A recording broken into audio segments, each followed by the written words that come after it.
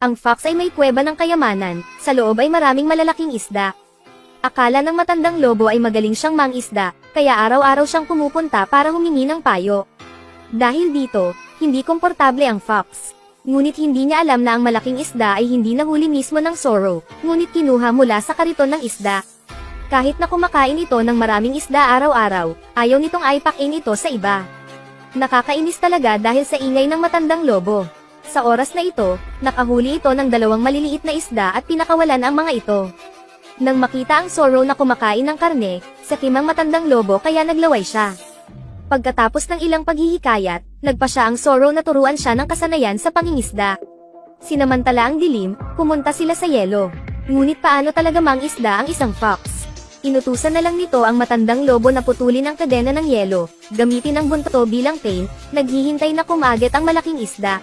Nang makitang tama ang fox, wala nang pagdududa ang matandang lobo. Gayunpaman, matapos ang buong gabing paghihintay, hindi pa rin siya makahuli ng kahit isang isda. Ngunit ang mas nakakalungkot ay ang mga kalapit na taga-baryo ay nagtungo sa ilog upang maglaban ng mga damit.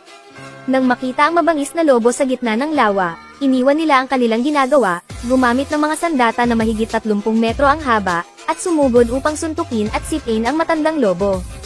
Ang matandang lobo ay pinalo ng labis na kahabag-habag. Sa wakas, pagkatapos magbayad ng presyo ng isang buntot, tinakpan nito ang kwitan at nakatakas. Pagkatapos ay natagpuan ng matandang lobo ang Zorro at tinanong kung bakit niya ito nilinlang. Sabi ng fox, kung hindi ka nag-aaral ng mabuti, huwag mong sisihin ang guro kung bakit hindi siya nagtuturo ng mabuti. Ang matandang lobo ay nag-ising mabuti at nadama na ito ay may katuturan. Nang makitang mabait ang matandang lobo, nagpasya siyang dalhin siya sa isang party. Pagsapit ng gabi, tahimik silang nakarating sa bahay ng magsasaka, at komportableng kumain sa loob. Pinayuhan ng fox ang matandang lobo na huwag umiyak habang kumakain, ngunit tumanggi ang lobo na makinig. Kaya agad umalis dito ang Zorro. Ang matandang lobo ay pumupunta pa rin sa kanyang sariling paraan. Malinaw na hindi nito sineseryoso ang payo. Sa sumunod na segundo, ito ay natuklasan ng mga taga-nayon, at hindi maiiwasan na ito ay mabugbog. Bagamat sinisi ng matandang lobo ang sarili, alam ng fox na siya ay duwag. Kaya tiniis nito ang lamig, naligo sa malamig na tubig, at pagkatapos ay nagyelo hanggang sa kulay ng atay ng baboy. Pagkatapos ay gamulong ito pabalik sa dayami. Sa sobrang lamig ng panahon na -30 degrees, mabilis na nagkaroon ng ice pimples ang buong kanito. Sa wakas, nahiga siya sa landas na kailangang daanan ng matandang lobo. Ang kahabag-habag na hitsura na iyon ay parehong kaawa-awa. Nang makita ng matandang lobo ang kahabag-habag na kalagayan ng fox, agad na nawala ang galit sa kanyang puso. Ang fox talaga ang magaling kong kapatid. May mga biyayang tinatamasa ng magkasama, may mga kasawiang pinagsasaluhan. Kapag nasa mood na siya, hahayaan niyang umakyat ang fox sa kanyang likod. Pagkatapos, bitbit ang Zorro sa kanyang likod, siya ay nagmamadaling umuwi. Ngunit pagdating niya sa pinto, gumapang kaagad ang fox sa butas. Pagkatapos ay dinampot nito ang malaking isda at sinimulang nguyain.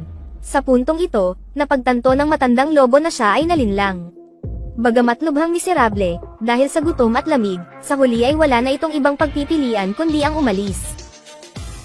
Ang matandang babae na ito ay ipinanganak na suwail at mahirawin ang lahat sa kabaligtaran. Tinatawag siyang duwende ng lahat. Hiniling ng kanyang asawa na maghatid ng pagkain sa tanghali, ngunit naghintay siya hanggang sa paglubog ng araw. Sinabihan siya ng kanyang asawa na magluto ng masarap na pagkain, ngunit gumawa siya ng masamang ulam. In short, kahit anong gusto niyang gawin niya, kabaligtaran ang gagawin niya. Ngunit sa paglipas ng panahon, sa wakas ay nakita ng kanyang asawa ang kanyang pagiging agresibo. Kaya sinabi niya ito sa ibang paraan.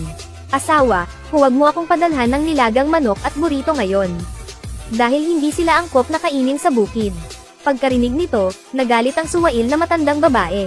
Kung ayaw mo ng nilagang manok at burrito, gagawin ko ito para sa iyo. Kung hindi angkop na kainin, ihahatid kita sa iyo sa tanghali. Para magmadali, humihingal pa ang matandang babae sa pagod. Kaya lang, madaling manipulahin ang matandang babae. Kinabukasan, naghukay ng malaking butas sa gilid ng kalsada ang kanyang asawa. Nang dumating ang kanyang asawa upang maghatid ng pagkain, sinadya niyang galitin ito sa mga salita na sinasabing lumayo sa butas. Ngunit paano nakikinig ang suwail na matandang babae? Hindi na ako nakain ng kanin kaya agad kong binitawan ang kutsara ko at tumakbo sa gilid ng malaking butas. Naintindihan naman ng asawa niya ang ugali niya at sinabihan siyang mag-ingat nang huwag mahulog doon. Mga resulta, susunod na segundo. Nang makitang matagumpay ang plano, tuwang-tuwa ang asawa at nagmaneho sa malayo. Ang matandang babae sa di kalayuan ay gustong umakyat sa butas, ngunit masyadong malalim ang butas. Pagkaraan ng ilang saglit na paghihirap, hindi lang ako makaahon, kundi halos maduraj ang kwitan ko. Nakaramdam ng kawalan ng magawa ang matandang babae at nagsimulang magsabi ng kalokohan. Palaging may nakakatot na ulap na makapagliligtas sa akin. Nagkataon namang may demonyo sa tabi niya. Nang makita kung gaano kahabag-habag ang matandang babae, naawa ang demonyo at pinalabas ang matandang babae. Pero pagkalabas ko, nagsisi ako. Dahil sinabihan niya ang matandang babae na bumaba, ngunit tumanggi itong bumaba. Ang demonyo ay isa ring mainitan ng ulo. Pinaglalaroan mo ba ako? Kaya't binuhat niya ang matandang babae sa kanyang likuran at tumakbo ng mabilis sa abot ng kanyang makakaya, patalon-talon sa pagitan ng mga bundok. Subukan mong itapon ang suwail na matandang ito. Ngunit ang matandang babae ay hindi rin simple. Gaano man kahirap subukan ng dyablo, ito ay walang kabuluhan. Pagkaraan ng 3 araw, pagod na pagod ang demonyo kaya bumyubula ang bibig at pagod na pagod. Sa oras na ito, may dumaan na sundalo. Napasigaw ito na para bang hinawakan nito ang dayami na nagligtas sa buhay nito. Hoy, sundalo, kung maaari mong alisin ang matandang babaeng ito sa likod ko, pagkatapos ay gagawin kitang hari. Tuwang-tuwa ang sundalo nang marinig iyon, agad na binunot ang kanyang espada at pinagbantaan ang matandang babae. Umalis ka na sa likod mo, kung hindi, papatayin kita. Hindi ako bababa. Nang makitang naghihimagsik ang matandang babae, iniba ng sundalo ang paraan ng pagsasalita, kung ayaw nitong bumaba ng bus, maaari na lamang siyang manatili doon. Nang marinig iyon, agad na tumalon ang matandang babae. Nagtago ang malaking oso sa ilalim ng puno upang magtago sa mga ngaso. Ngunit binigay ng buntot nito ang kinaroroonan. Nang mapagtanto ang mapanganib na sitwasyon, ang mga tanod ay nagmadali upang iligtas.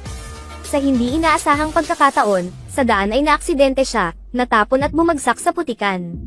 Lumalabas na hindi nagtagal, ang malaking oso na ito ay nainggit sa mahabang buntot ng ibang tao. Kaya pinuntahan ko ang maputing balbas na matandang lalaki at gusto kong bumili ng magandang buntot upang madagdagan ang aking alindog. Matapat din ang matanda, arbitraryong bumunot ng hilera ng buntot para mapili niya. Sa sandaling tumingin ito, naakit ito sa makinang na buntot ng paboril na ito. Ngunit sinabi ng matanda na ang buntot na ito ay masyadong nakakasilaw at madaling maging target ng mga ngaso. Pagkatapos ay ipinakilala ang puting buntot dito.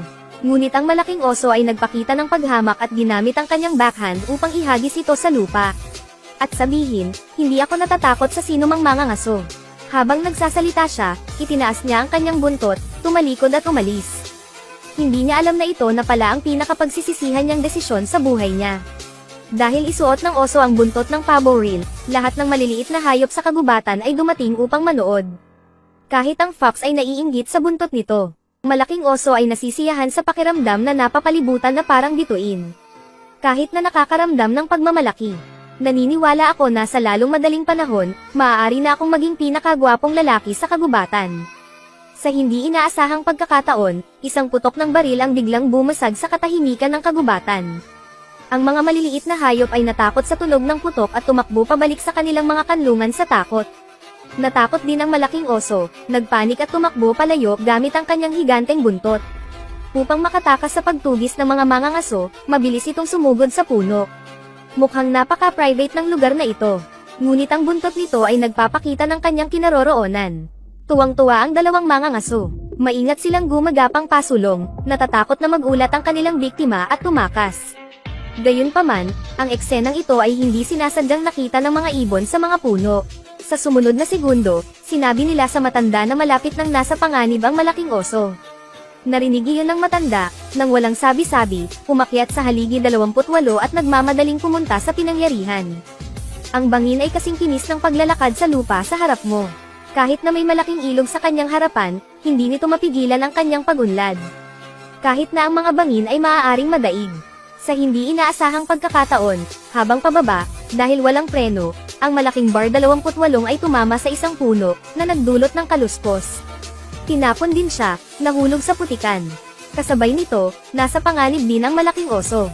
Ang dalawang mangangaso ay hindi lamang naglagay ng pader ng tao para hulihin sila, kundi gumamit din ng puwersa sa pagtama sa puno. Ngunit hindi mahalaga ang banggaan na ito, nahulog ang puno. Hindi maisip ng malaking oso na dahil lang sa gusto niyang magsaya kahit sandali kailangan niyang magbayad ng ganoon kataas na halaga. Gayunpaman, nang ang malaking oso ay desperado, ang matanda ay kumuha ng ganap na automatikong bisikleta at dumating sa oras.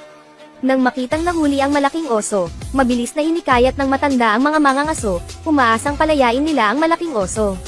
Ngunit sinabi ng mga mangangaso na hindi sila nakakakuha ng anuman sa loob ng maraming buwan, at hindi ibibigay ang yaman na kanilang nakuha. Ngunit hindi nagtagal, nakaisip ng paraan ang matanda.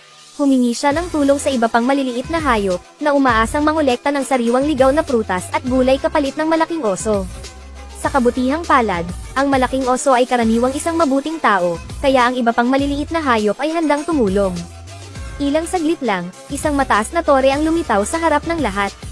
Sa huli, ang mga mangangaso ay nakakuha ng isang produkto na mas mahalaga kaysa sa oso. Nabawi na rin ng malaking oso ang kanyang kalayaan, hindi na nagpapakasasa sa walang kabuluhan.